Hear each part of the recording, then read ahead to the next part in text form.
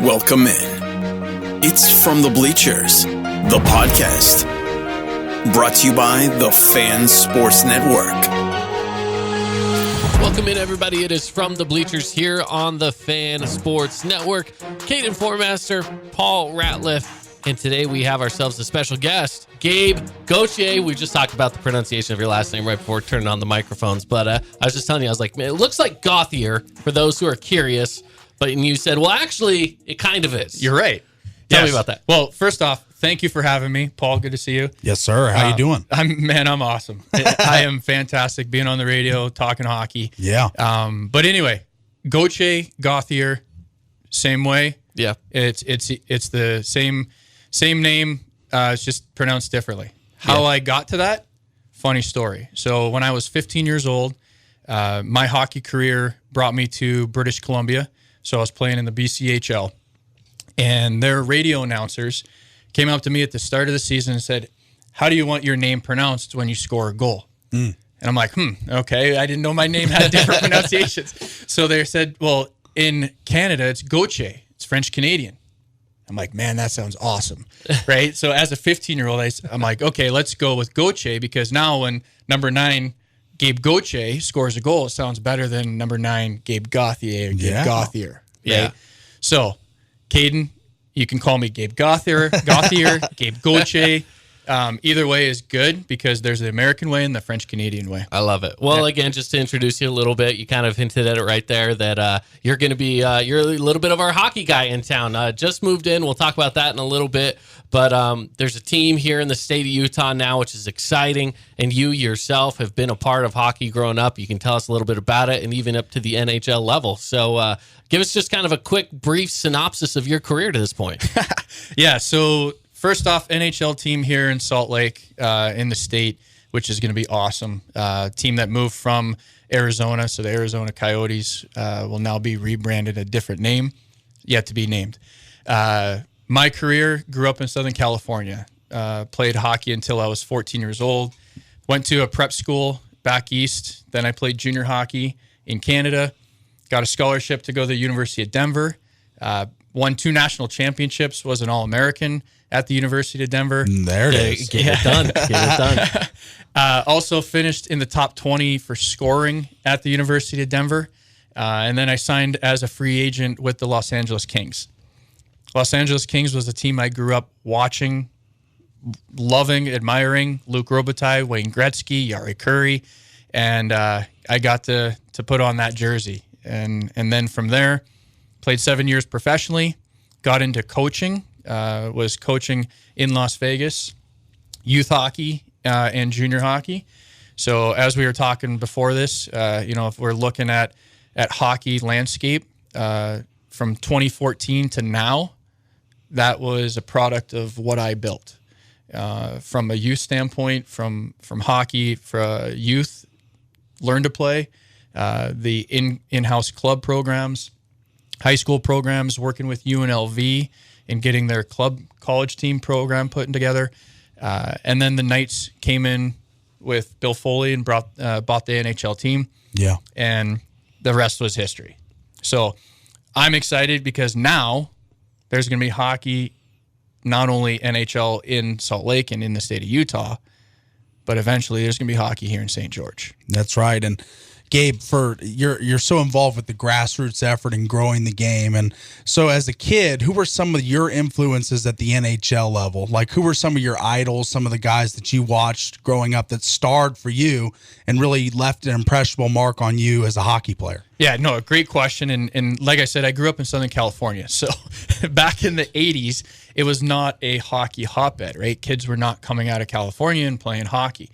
So to answer your question, Wayne Gretzky was the reason why I got started playing, was because he got traded from the Edmonton Oilers to the Los Angeles Kings in a massive blockbuster trade. Right. And that's when the owner of the Kings, Bruce McNall, was very extravagant and brought this high-level best player in the world to Los Angeles into Hollywood. Yeah. And really turned in this theme of sports into a Hollywood enterprise, right? And so then hockey just took off. Yeah. So Wayne Gretzky was obviously an idol. I wore 99, but that's a forbidden number now. You're not supposed to wear that number. But then there was the little guys on the Kings, right? Because I was a season ticket holder with my dad.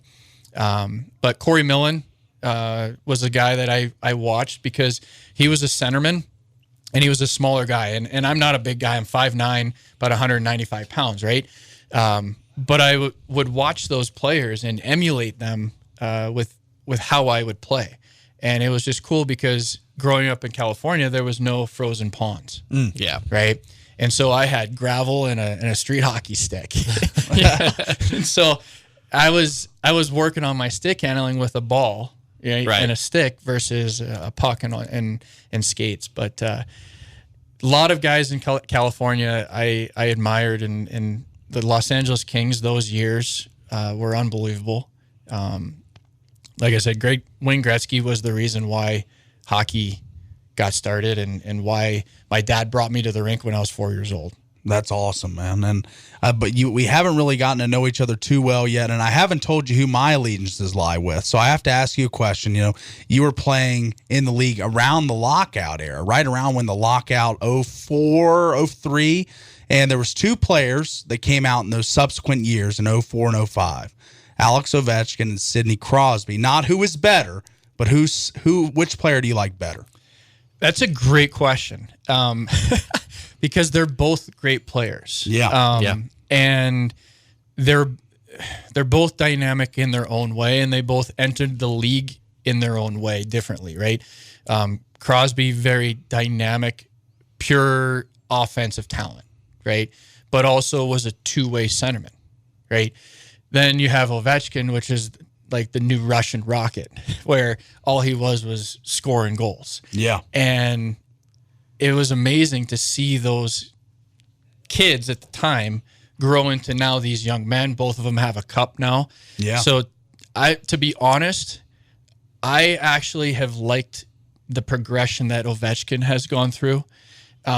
Just not I'm laughing because he's over here like not to tug on your heartstrings, but like I said, just to see his progression. Both had great careers, but I just like seeing Ovechkin, and because the other thing too is he's approaching another milestone, which any hockey fan would never imagine would be broken. Yeah. And that is Wayne Gretzky's record now. All-time goals record. Mm-hmm. And here's the thing, Paul, is I was at the game when Wayne Gretzky broke Gordie Howe's record. Wow. Right? That's incredible. So now and this is something, right? And it'll be crazy, but if Ovechkin gets close to that, I may have to try and find tickets. Me and you both. You know, because that would be cool, because I saw Gretzky break Howe's record, and then I can say I can see Ovechkin break Gretzky's record. So that'd be pretty insane. Yeah. That's crazy. Hey, so you came over to Utah, just moved in last week. Yeah. So welcome to sunny Southern Utah, but Thank you came you. in from sunny Phoenix, Arizona. Yes. Tell me a little bit about Phoenix and give me kind of your point of view over the last 3 or so years of kind of the state of the Arizona Coyotes and the fall to where they ended up having to move to Utah. Yeah, great question. And the biggest thing, and Paul, you know, being a hockey guy and being from Washington, is embracing the community. Yes. Right? Embracing the community, and that's where the Coyotes did well, but not well enough. Right? And Phoenix is a big metro city, and we lived on the west side. So on the west side, it was almost like living on Mars, right? No one knew where you were, no one knew what it was, and there was no atmosphere for athletics. So then from there, you're looking at, okay, from a hockey standpoint, where's all that growing? And from a youth standpoint, there was multiple AAA hockey programs, right, which was breeding high-level competition, a lot of good kids, which was then building a fan base. Then that all changed, right? And there was only now one AAA program, which is the Junior Coyotes. which is in Scottsdale. So it was limiting your fan base to one area, right? Which made it tough. And so when the Coyotes lost their lease, or they got kicked out, or asked not to rent again at their arena, that lost a lot of fan base as well, which was even tougher because that arena was more on the west side. Yeah. Right. And so then when they went to the Mullet Arena in Tempe, you're losing 3/4 of your capacity. Yeah. Right. And so then from there, it was a downward spiral, like I was saying before we got on the air, which was just unfortunate that it happened that way, because hockey was and is still great youth sport in the area of Phoenix and the metro area. And there's a lot of fans. And now there's no pro hockey, no team, right? Which is very unfortunate. But to be honest, I was listening to a radio show locally, before I was coming out here, and they said it honestly because they weren't hockey fans. It wasn't even a sports radio; it was a regular talk radio show for music. Yeah, right. And they were just talking about the atmosphere and the pulse of hockey fans in Phoenix, and there was a 78% survey that people didn't even know that the Coyotes left. Wow. Yeah, so they did a poll of 78% of their polling. People didn't even know the Coyotes were left or had no clue who the Coyotes were. Wow. Yeah. Wow. That says a lot about a community if they didn't even know. Yeah. I mean, and it just blows my mind because, again, just living in Utah, we've always just had the Utah Jazz. That's kind of been our professional sports team. And that goes for all professional sports because it's all we had. And I could guarantee you, anytime they make any sort of move, half of the state of Utah knows about it. And I'm talking about just the simplest trade or a draft pick or whatever. So it's all we talked about growing up. I mean, you would walk into the grocery store and be like, "Hey, how's it going? No, doing good. Hey, did you hear about that draft pick we got this last week? Yeah, it's pretty great." That's just how it is. Yeah. But we're a big sports community here, and so that just blows my mind. I know It's crazy. It's unbelievable. I was shocked too. Right, I was shocked, especially with Phoenix too being a city with all 4 major sports. Yeah. Right. Yeah. And now you've lost one of the 3 major ones. That's right. And that's just tough from a sports perspective as a fan, right? From a fan base. Sure. So, but, like you talked about, Kaden, is having that fan base knowing what's going to happen. And it was funny, like one of my good buddies is the CEO of the Florida Panthers, right? Bryce Holweg. And he's been there 2 years, and that community is now embracing that team in Florida, which is amazing. Yeah. The one of the players, Barkov, their captain, I believe he was on the interview, and he was talking about that he can't go to the grocery store now because people recognize him, right? Where before he would be able to go to the grocery store and just get his stuff, and now like they've embraced that team, that community with the Florida Panthers, which is amazing, and now those players are being recognized. Well, it helps when you make it to the Stanley Cup 2 years in a row. Yeah, absolutely, exactly, for sure. And what can the Utah Hockey Club is in its infancy stages. It's just now starting. But what can it do to avoid some of the mistakes the Coyotes did with community engagement? Is it like, for me, for the Capitals, they've always put Ovechkin on billboards out front, your star players. So the star players, Clayton Keller, Logan Cooley, those are your main two that a lot of people assimilate and know. So what do they got to do to make these guys household names to people in Utah? Exactly, franchise, right? Yeah. Make them a franchise player, but then it also goes onto what they're doing on the ice. Yeah.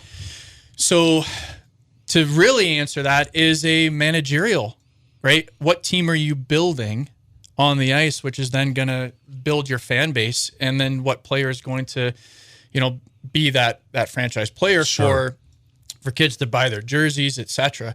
But it's the product that you're going to be putting on the ice, and then from there, how they're getting involved in the community, right? Having players going to the local rinks, right? Engaging with the youth teams and practicing with those players, going out and just doing a guest appearance, right? Showing, and that's what we would always do as players, right? And especially in a small community, let them know that, hey, you're our fan base, right? We want you to come and watch us play, right? As players, right? So that's the mentality is the more you get out in the community, the more you build a friendship, right? Because as a player, we have that ability, that talent, right? Which we perform for you guys as fans. Yeah. Right. And so that's where when we're getting out and involving with the community, and now you build that attachment to say, hey, I saw him at the park, right? And now he's on the ice doing things that I can never, ever do in my lifetime, right? And he's a cool dude. Yeah. Right. So it's those things that build a team is the product you have on the ice, the players that you have in the community, right? And then from there, latching on to that relationship. Right.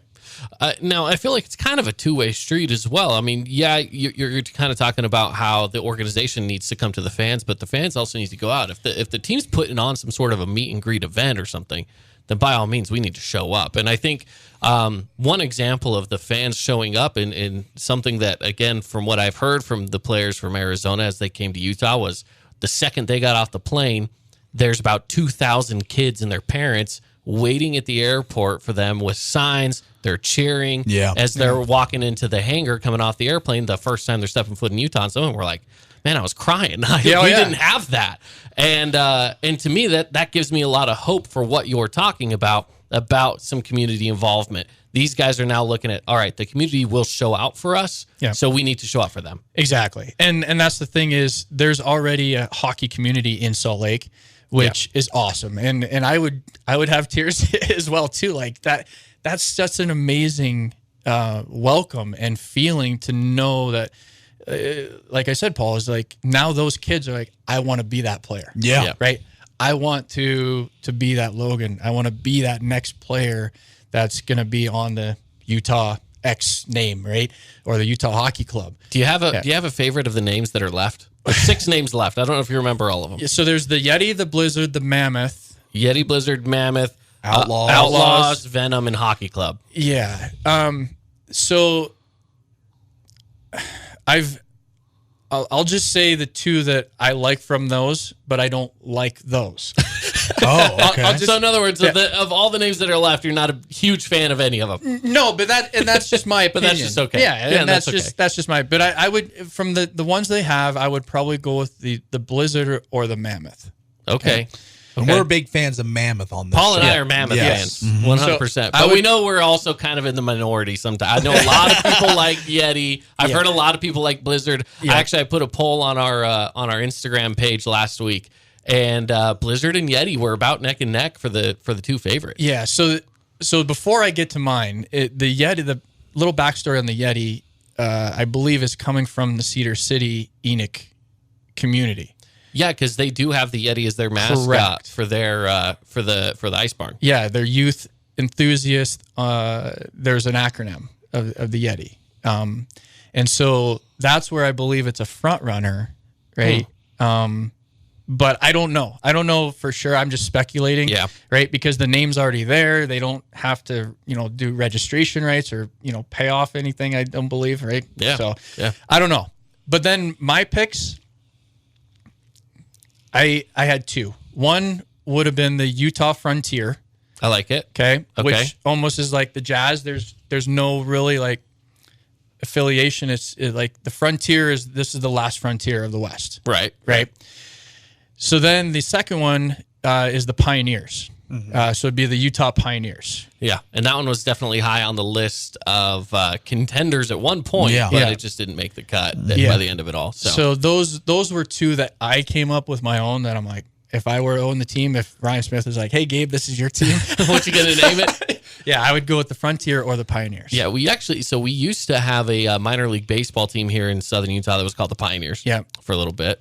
Then we had the Roadrunners as well. Yeah. So we've had a little bit of both of those through here. So, yeah, I mean, Pioneers and Utah just kind of synonymous with each other. It makes sense. Exactly. And that's why I figured it, right? So it's just one of those things. So maybe one of those names can be the name for the St. George There you go. Youth Club. There you go. We have Pioneer Park here. We do have Pioneer Park. Absolutely. I'm all on board with that. I'm all on board. as far as you coming into Utah, I mean, obviously we're excited to have you here and just to have hockey in Utah, which is exciting in itself. I'm sure that Paul can agree with that it's great to see hockey growing here because it's been, I mean, my whole lifetime, hockey has always just kind of been on the back burner. It's something I don't think about all that much because, well, we just haven't had the rinks here. We haven't, whatever it is, we don't have a team, all that kind of stuff. And now we're starting to get those things. It's starting to come around. And I think Vegas getting a team helped us. Yep. It helped Southern Utah especially because I know for Paul and myself, Paul's been a Washington fan, but living here in Southern Utah, it's really easy to also just gravitate to watching the Knights play. Yeah. Absolutely. Especially with them winning a cup. And especially with them winning. I mean, they've been a winning team since day one. Correct. So it's been really awesome to be a fan of theirs. And it might be a little bit of an uphill battle for this new Utah team. I know that they're still young and they're getting better and they're building, but I'm excited to at least just have them here. It is, and it's going to be exciting because now you're going to have that rivalry, right, of the transplants, right, that came from other areas that became Knights fans. Yes, and then they're like, oh wow, now I got to change my affiliation, right? Yeah, or do I? Right? And that's the question we've talked about. We've posed that question to the listeners as well. Is if you were on board with the Knights from 2018 on, are you still with them after the Utah Hockey Club's been established? And I think we had some people saying they were wavering, kind of wondering what they were thinking. We had some people saying I'm sticking with Knights. You have some people that are saying I'm a state guy, so I'm sticking with Utah now. Yeah, and then you have people like me where I'm one of those where it's like I can be a fan of one team and a fan of the other team until they play each other. Yeah. And then I got to pick sides. Yep. So I'm like, I'll be a fan of both. I'll support both until they play each other, and then we'll figure out where my allegiances really lie. Exactly. And that's the thing. It's going to be a tough it's going to be a tough transition for especially the Knights fans because of what they've done, right? It's going to be a tough transition. What's going to happen is there's going to be a slow migration, right? It'll be a slow migration either way. Yep. And it's depending on how the team does, right? Sure. And then from there, what's going to be another staple point is going to be the youth market, right? So with the youth market here and with Ryan Smith and the obligations to build rinks throughout the state, through the NHL. The St. George area, right, from youth hockey will be under Utah State, right? And then those players will be loosely affiliated, but they'll be ideally wanting to play for the Utah Hockey Club or whatever their name is going to be, right? So they already have that affiliation because of the teams and the youth program. So that's going to be where parents are going to have a tough transition, right? If you have a parent and then a kid's playing and then you're like, I'm a Knights fan, but then my kid is growing up playing for, the St. George Pioneers, which also can play for the Junior Mammoth or Junior Blizzard, right? Yeah. That's going to be a tough thing. Yeah. I mean, growing up, just like, playing Little League, right? Playing Little League baseball, I was on the Red Sox. So guess which team I really liked at the time that I was playing Little League? Yeah. I loved watching the Red Sox. Granted, it was also when they won the World Series and came back from 3-0 against the Yankees. So, I mean, it was a good time to watch them. But again, at that time period, I was like, I kind of like watching the Red Sox. Why? Because that was the team that I was affiliated with, right? Right. And that's how it goes. Yeah, youth sports, they will gravitate towards whatever team kind of has that affiliation with them. Yeah. And here in St. George, it's going to be Utah. It's going to be the Utah Hockey Club.